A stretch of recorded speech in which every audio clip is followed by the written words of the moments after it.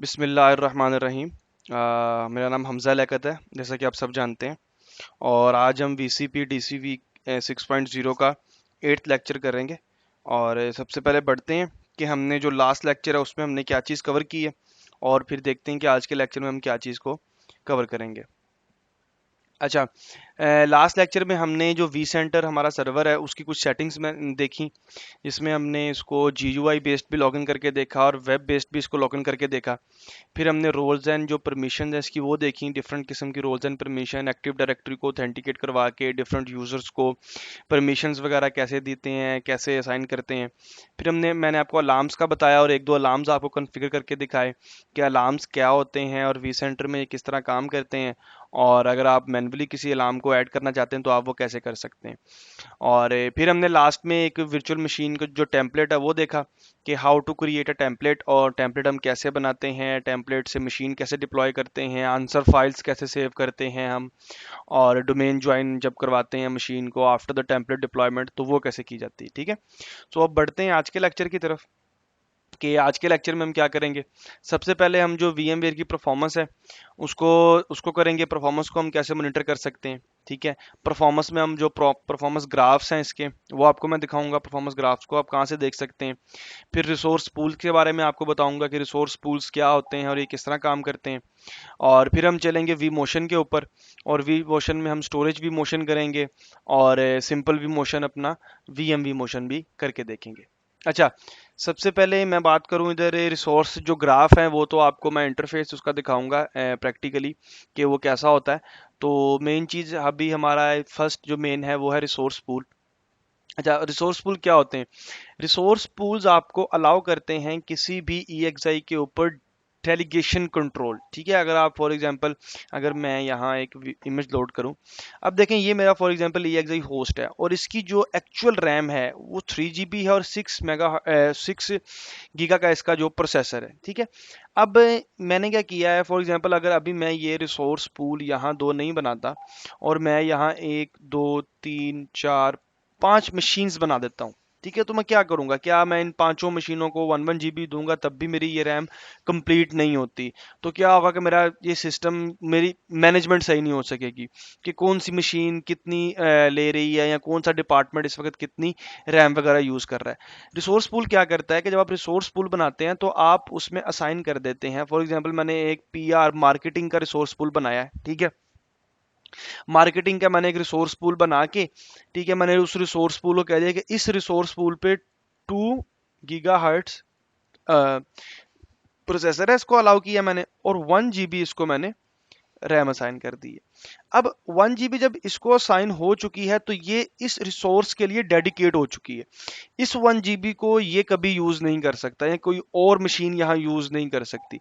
और जो बाकी दो बची थी उसका मैंने एक यहाँ रिसोर्स पूल बना दिया और इस रिसोर्स पूल में मैंने बाकी 2 GB अपनी ऐड करवा दी। ठीक है, जब मैंने ये रिसोर्स पूल यहाँ बना दिया, यहाँ अब जो इसके अंदर मशीन्स हैं, अब वो चाहे 512 पे चलें, 1 GB पे चलें, 2 GB पे चलें, वो कभी भी 1 GB से ज़्यादा रैम यूज़ नहीं कर पाएंगी, चाहे मेरे होस्ट पे बाकी 2 GB फ्री पड़ी हो। अगर मेरा ये रिसोर्स असाइन किया हुआ ये दोनों मशीन मेरी शट डाउन है और यहाँ मेरे पास अवेलेबल है 2 GB फ्री स्पेस, फिर भी ये जो मशीनें हैं ये 1 GB से ज़्यादा यूज नहीं कर पाएंगे, तो 2 GB आपके पास यहाँ फ्री रहेगी। ये आप करते हैं जब आपने डिपार्टमेंट वाइज मशीनों को मैनेज करना होता है।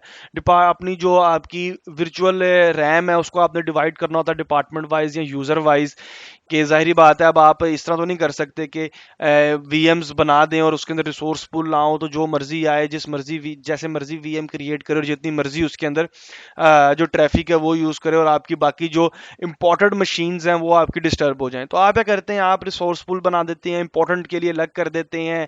मार्केटिंग जैसे मेरा इंपॉर्टेंट है तो मैंने मार्केटिंग को अलग कर दिया, या मेरा QA इंपॉर्टेंट है तो मैंने QA जो मेरा सबसे इंपॉर्टेंट है मैंने इसको अलग कर दिया मार्केटिंग से, और मैंने कहा मैं तुम्हें 2 GB देता हूँ जो तुम्हें हर टाइम अवेलेबल रहेगी। एंड चाहे मेरी मशीन्स पे यहाँ और 5 6 रिसोर्स पूल नहीं, सिंपल VMs भी हों या मेरे पास ये भी हो, तो जो ये रिसोर्स 2 GB मैंने साइन कर दिया वो हमेशा इसको ही मिलेगा। ठीक है, अच्छा, उसके बाद हम बात करते हैं वी मोशंस की। वी मोशन क्या होता है? ठीक है, वी मोशन क्या करता है, वी मोशन आपको एक कंपैटिबल ये एक सॉरी फीचर प्रोवाइड करता है कि आप अपनी एक रनिंग वीएम को, अगर आपका फॉर एग्जांपल एक मशीन है, एक विंडोज है, विंडोज 7 सर्वर और जो भी है, ठीक है, वो इस टाइम रन कर रहा है, प्रोडक्शन में चल रहा है, लोग उसको यूज कर रहे हैं, एक्सेस कर रहे हैं, ठीक है। अब आपके किसी एक सर्वर पे कोई इशू आ गया, या आपके एक सर्वर की जो यूटिलाइजेशन है वो अब चली गई है, ठीक है, या आपका कोई प्लान है कि आपने इसको सर्वर को शट डाउन करके एक रीबूट देना है, कोई मसला है, ठीक है। तो आप क्या करेंगे कि आप अपनी मशीन को शट डाउन करेंगे? नहीं, आप शट डाउन नहीं करेंगे तो वो आपकी प्रोडक्शन को डिस्टर्ब कर सकती है। आप क्या करेंगे, आप उसके ऊपर सिंपल राइट क्लिक करके उसको माइग्रेट कर देंगे फर्स्ट सर्वर से दूसरे सर्वर के ऊपर, ठीक है।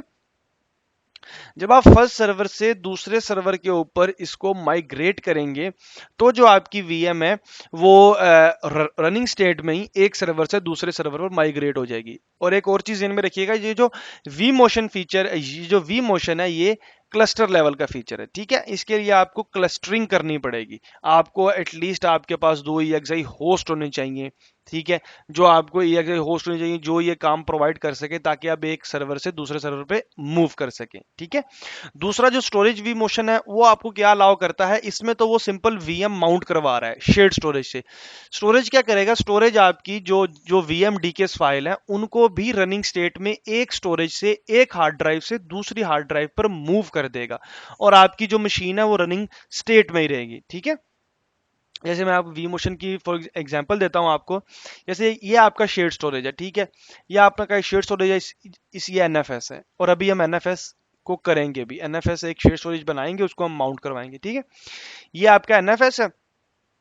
इस एनएफएस के बाद आपने क्या किया, ये आपका वी सेंटर है या वी स्पेयर है, 2 क्लाइंट्स है ये, ठीक है, इन दोनों का क्लस्टर है, ठीक है, ये क्लस्टर है या वैसे ही मौजूद है आपके डाटा सेंटर में, ये क्लस्टर है 2 EXI।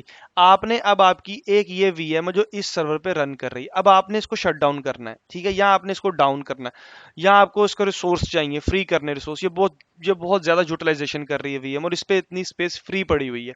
तो मैं क्या करूंगा, मैं इस मशीन को इस सर्वर से इस सर्वर पे मूव कर दूंगा रनिंग स्टेट में ही, मशीन मेरी चलती रहेगी। अगर आप उसको पिंग लगाएंगे तो बिल्कुल माइनस, बिल्कुल पिंग स्लो होगा, ट्रैफिक स्लो होगी थोड़ी सी कुछ सेकंड्स के लिए, लेकिन पिंग खत्म नहीं होगा। अगर पिंग खत्म भी होगा तो वो 1 सेकंड या 2 सेकंड के लिए आपको उसका पिंग आना बंद हो जाएगा, लेकिन और वो मशीन आपकी एक सर्वर से दूसरे सर्वर पे मूव हो जाएगी, ठीक है।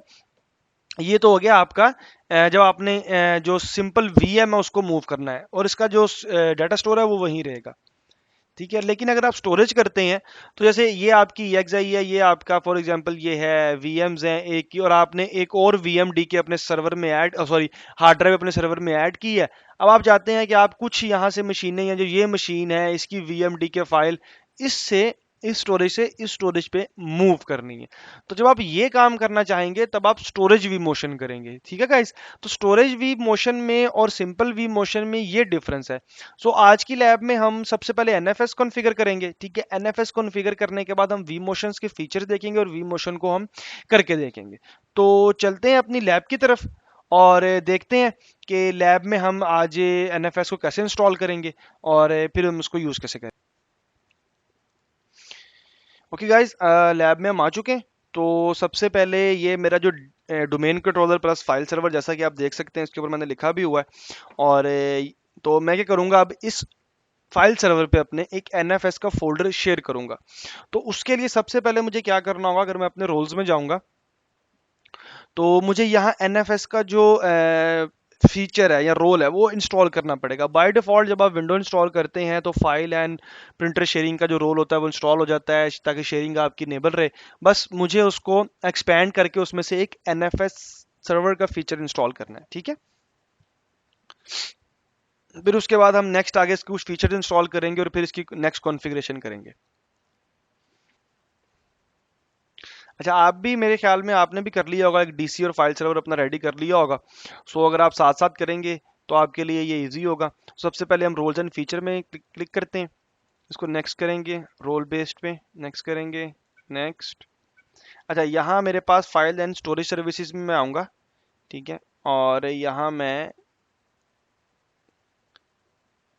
सर्वर फॉर एनएफएस इसको क्लिक करके आप ऐड फीचर्स कर देंगे। कुछ फीचर्स की डिमांड कर रहा है आपसे, आप इसको नेक्स्ट करके इंस्टॉल कर देंगे। सो ये इंस्टॉल हो जाए फिर हम आगे कंटिन्यू करते हैं इसको। अच्छा, तो ये फीचर हमारा इंस्टॉल हो गया, अब हम इसको क्लोज करते हैं। और इसके बाद जो हमने जाना है वो हमने करनी है इसकी कुछ फीचर्स ऐड करने हैं इसके अंदर। सो उसके लिए दो मेथड हैं, अगर आप CMD से करना चाहें, सॉरी पावर शेल से करना चाहें पावर शेल से कर सकते हैं। सो मैं तो जनरली पावर शेल से करूँगा इसको। तो पावर शेल में एक कमांड लिखेंगे आप DISM.exe space sorry space / online space enable feature space feature name colon admin UI space / all। ठीक है, सबसे पहले हम ये फीचर इंस्टॉल करेंगे। ओके, इनेबल फीचर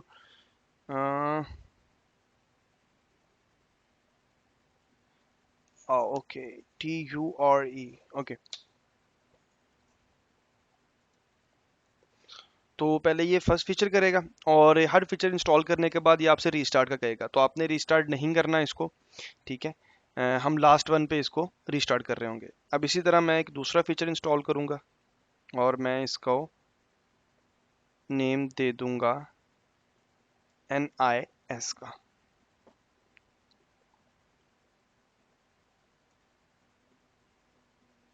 ठीक है, अभी मैं इसको रिस्टार्ट नहीं कर रहा। और अब मैं तीसरा फीचर इसके अंदर इंस्टॉल करूंगा PSync का, PSYNC। और अब इस फीचर के बाद हम इसको रिस्टार्ट करेंगे सर्वर को, और जब ये रिस्टार्ट होकर वापस आएगा, अच्छा रिस्टार्ट होकर जब वापस आएगा तो फिर देखते हैं कि इसने कौन सा टैब है जो हमारी एक्टिव डायरेक्टरी में ऐड किया। बल्कि मैं आपको एक चीज़ दिखा दूं, अगर अभी मैं रिस्टार्ट करने से पहले अपने डोमेन के अंदर किसी भी यूज़र की, ठीक है, प्रॉपर्टीज़ ले रहा हूँ, तो यहाँ देखिए, यहाँ अभी कोई यूनिक्स आईडी या इस तरह का कोई टैब नहीं आ रहा, सिंपल टैब जो एक्टिव डायरेक्टरी में होते हैं। ठीक है, तो जब हम इसको रिस्टार्ट करेंगे तो ये रिस्टार्ट होकर वापस आएगा, तो फिर देखते हैं कि इसके अंदर कौन से जो फीचर इसके अंदर टैब ऐड हुआ है और फिर उसको हमने कैसे यूज़ कर।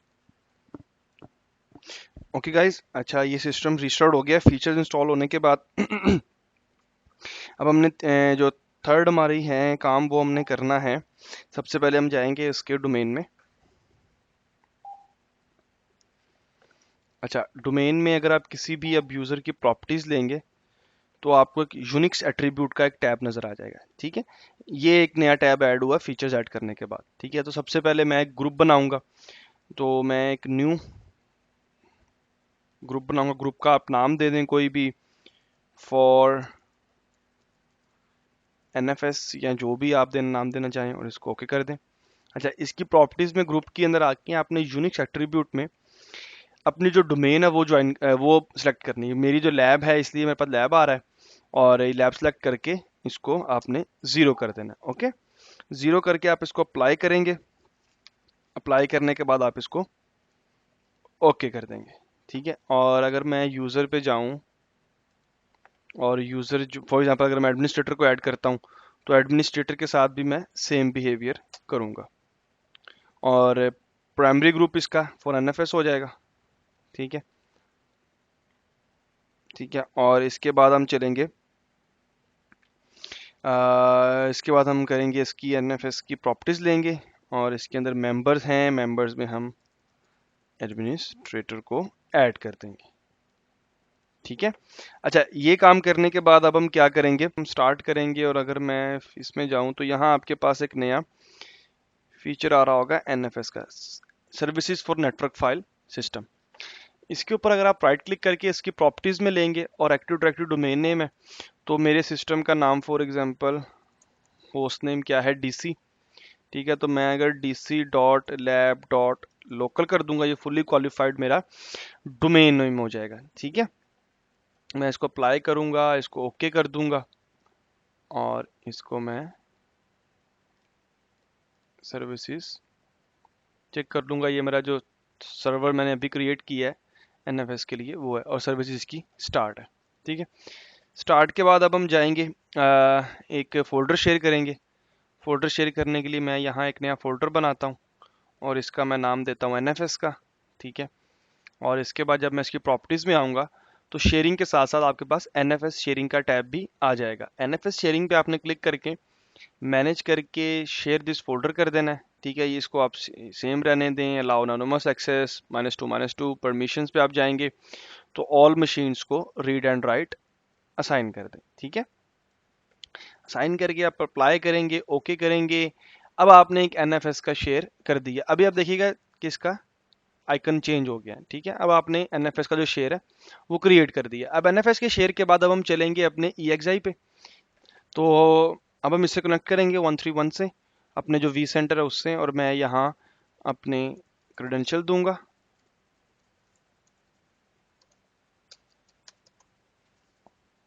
फिर हम इसको इंस्टॉल इग्नोर कर देंगे।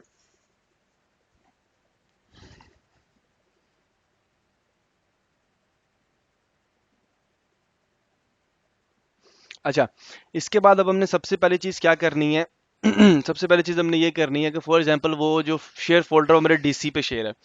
तो जैसा कि आपको मैंने नेटवर्किंग क्लास में पढ़ाया था कि आपको एक वी कर्नल पोर्ट बनानी पड़ेगी। तो अभी मेरे पास जितनी भी वी कर्नल पोर्ट्स हैं, अगर मैं इनको यहाँ से रिमूव कर दूँ और अब हम नई वी कर्नल पोर्ट बनाते हैं एक, ठीक है। अब हम मैं ऐड नेटवर्किंग करूँगा, वी कर्नल पोर्ट सेलेक्ट करूँगा इसके लिए, और निक 1 ओके, ठीक है। क्योंकि मेरा अभी ये सब DHCP पे है तो अभी मैं इसको DHCP पे ही रहने दूंगा, ठीक है। Use this port for vMotion, sorry vMotion नहीं अब हम कर रहे हैं, अभी हम NFS कर रहे हैं, फॉर NFS, ठीक है। कुछ भी सिलेक्ट नहीं करूंगा, नेक्स्ट करूंगा, ऑब्टेन ऑटोमेटिकली DHCP से, और इसको फिनिश कर दूंगा। फिनिश करने के बाद जब हम अपने स्टोरेज में जाऊंगा और स्टोरेज में मैं अब ऐड करूंगा, ऐड करने के बाद नेटवर्क स्टोरेज NFS जैसा कि मैंने आपको पहले बताया था, और यहाँ मैं IP दूंगा। IP मेरा इस वक्त है 192.168 और आई गेस इट्स 135।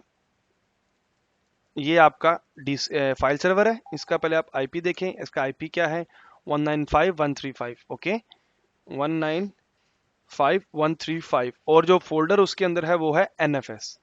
और जो जिस डाटा स्टोर के नेम से जो यहाँ नेम शो होगा वो क्या होगा, मैं उसे कहता हूँ नेम को रख दे शेयर्ड स्टोरेज, ठीक है। और मैं इसको नेक्स्ट करूंगा, अब मैं इसको फिनिश कर दूंगा अब देखें मेरे पास शेयर्ड स्टोरेज आ चुका है, ठीक है। ये NFS का फोल्डर है। अगर मैं इसको ब्राउज करूंगा और यहाँ फॉर एग्जांपल मैं एक फोल्डर क्रिएट कर देता हूँ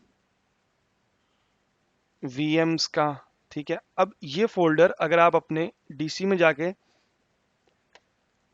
इसके अंदर देखेंगे तो ये फोल्डर यहाँ भी आ चुका है। और इसी तरह जब मैं यहाँ फोल्डर कोई बनाऊंगा न्यू फोल्डर 2, तो वो मेरे पास, अगर मैं इसको बंद करके दोबारा ओपन करूंगा, सॉरी अगर मैं इसको बंद करके दोबारा ओपन करूंगा तो वो न्यू फोल्डर मेरे पास यहाँ भी शो हो रहा है, ठीक है।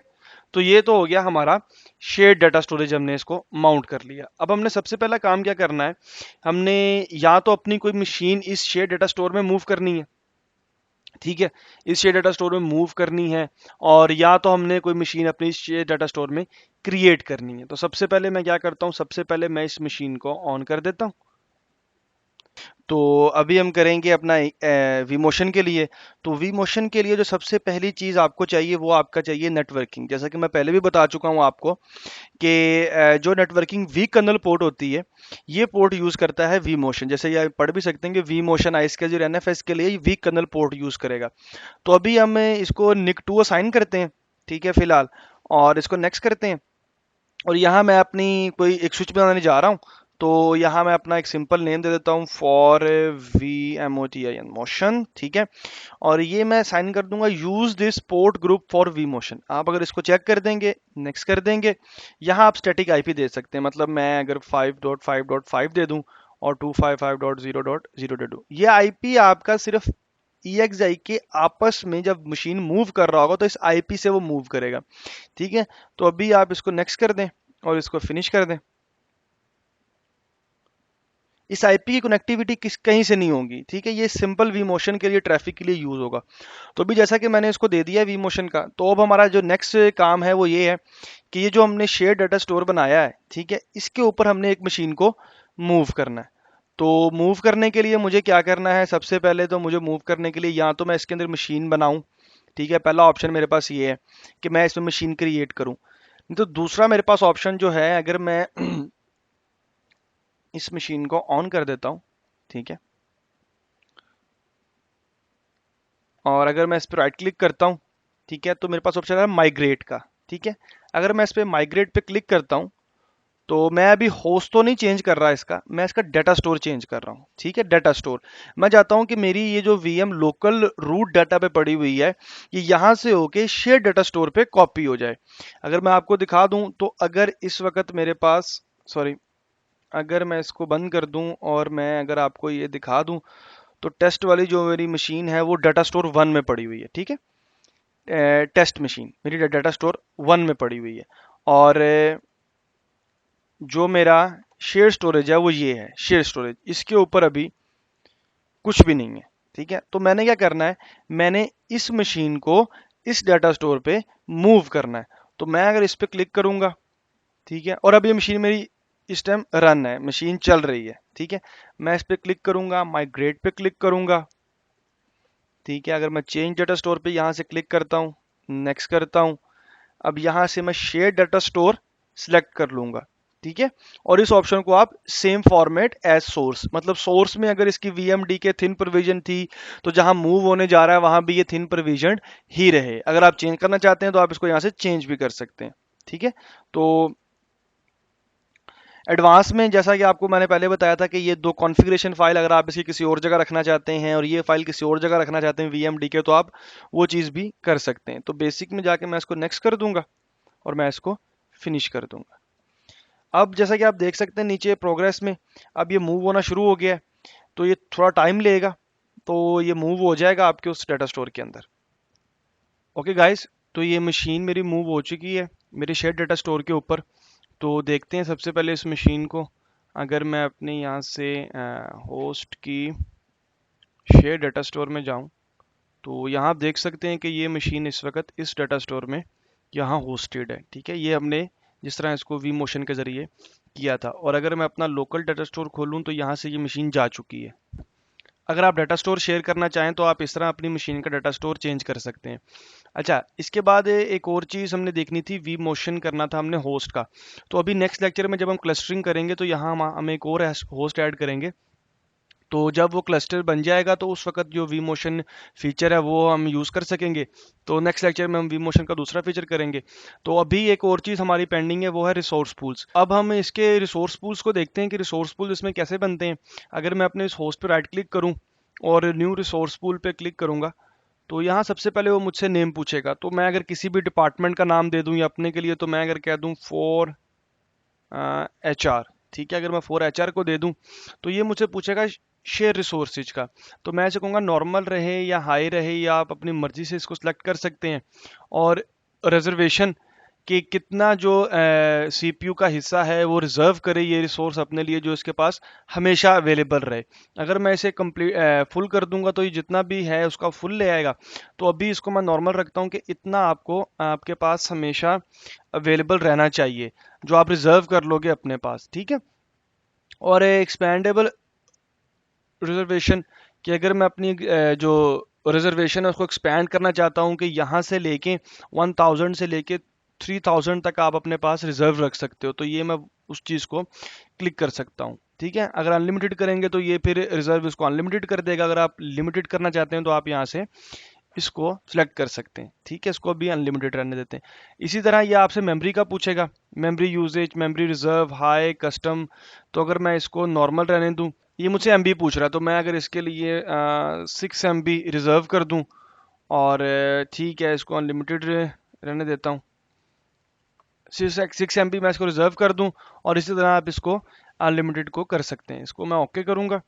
सो ये मेरा रिसोर्स पूल बन गया है। तो अब इस रिसोर्स पूल्स के अंदर मैं मशीनें बना सकता हूँ, ठीक है, बजाय इसके कि मैं अपने इस होस्ट के ऊपर मशीन्स बनाऊं जो इस होस्ट को जितने भी प्रोसेसर उसको यूज़ करें। मैंने एक सेपरेट उनको असाइन कर दिया जिसमें मैंने उनकी 2 GB 3 GB रैम असाइन कर दी, इनको प्रोसेसर असाइन कर दिया। अब इसके अंदर जब वो मशीन बनाएंगे तो वो मैक्सिमम 2 GB या 3 GB जितना ही मैंने उनको असाइन किया है उसका रिसोर्स, उससे ज़्यादा वो अपनी मशीन्स को नहीं यूज़ कर सकते, ठीक है। तो अभी तो ये जो मेरी मशीन है ये इस रिसोर्स पूल से बाहर है। अगर मेरी कोई मशीन इस रिसोर्स पूल में होगी तो वो आपको इस तरह नजर आएगी। फॉर एग्जांपल अगर मैं यहाँ से कोई भी मशीन बनाता हूँ, टेस्ट मशीन, ठीक है, और इसको इसी के अंदर जाने देते हैं, नेक्स्ट कर देते हैं सिंपल। हम सिंपल हम बनाएंगे, ओएस तो इंस्टॉल नहीं करेंगे लेकिन सिंपल मैं आपको इसका इंटरफेस दिखाना चाहता हूँ। जब ये मशीन क्रिएट होगी तो ये किस तरह नजर आएगी, ये देखें। जब जब आप इसका प्लस के साइन पे क्लिक करेंगे तो इसके अंदर जो मशीनें वो नजर आएंगी, ठीक है, और जब आप इसके प्लस के साइन पे क्लिक करेंगे तो जो इस रिसोर्स में मशीनें हैं वो आपको नजर आएंगे। तो इस तरह आप डिफरेंट रिसोर्स अपने बना के अपने डेटा सेंटर को मैनेज कर सकते हैं, ठीक है। Okay guys, thank you. अच्छा, तो अब हम जो नेक्स्ट लेक्चर करेंगे वो क्लस्टरिंग का होगा। तो क्लस्टरिंग के लेक्चर के लिए ज़रूरी है कि आपके पास 2 होस्ट होने चाहिए एटलीस्ट, ठीक है, 6.0 के। तो एक तो हमारे पास है ऑलरेडी, तो हम क्या करेंगे, आप नेक्स्ट लेक्चर तक एक और मशीन तैयार कीजिएगा जिसमें EXI जो 6.0 के साथ हो। फिर हम इन दोनों मशीन्स का क्लस्टर बना के इनके 2 फीचर्स हम पढ़ेंगे, DRS और HA, उन दोनों को कैसे यूज़ करना है, उसको कैसे कॉन्फ़िगर करना है, ठीक है। तो नेक्स्ट लेक्चर तक अपना ख्याल रखिएगा, और हो सके तो ये चीज़, ये सेटअप अपना कर लीजिएगा ताकि हम इसको नेक्स्ट कंटिन्यू करें अपने लेक्चर्स को। तो मिलते हैं फिर नेक्स्ट लेक्चर में, अपना ख्याल रखिएगा, अल्लाह हाफिज़।